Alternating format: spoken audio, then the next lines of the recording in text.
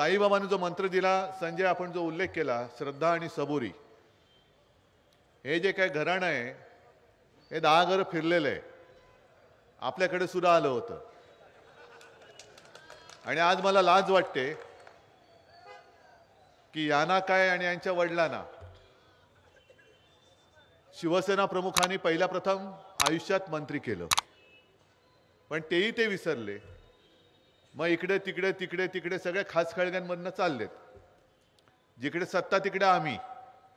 पण आता कुठे जाणार? कारण भारतीय जनता पक्ष हे त्यांचं आयुष्यातलं राजकारणातलं शेवटचं ठिकाण, कारण पुढची सत्ता आमच्याकडे येणार आहे. आता काँग्रेसवाल्यांना विचारतोय, परत आले तर तुम्ही घेणार का रे बाबांनो? काय हो ताई, काय हो? राष्ट्रवादीवाले असतील त्यांना विचारतो, घेणार का हो? मी तर घेणारच नाहीये, अजिबात घेणार नाही. आणि घेणार तर नाहीच, पण तुमच्या आशीर्वादाने सरकार आल्यानंतर यांच्या सगळ्या भ्रष्टाचाराची चौकशीच लावणार आहे. करून घ्या. तुम्हाला जे काय आज लुटमार करताय ते तुम्हाला वाटत असेल की तुम्हाला आता कोणी विचारणार नाही, पण असं नसतं. दिवस सगळे सारखे नसतात, दिवस हे बदलत असतात.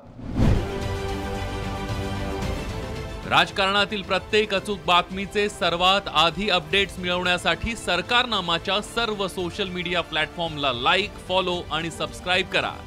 तसंच सर्व नोटिफिकेशनसाठी बेल आयकॉन प्रेस करायला विसरू नका.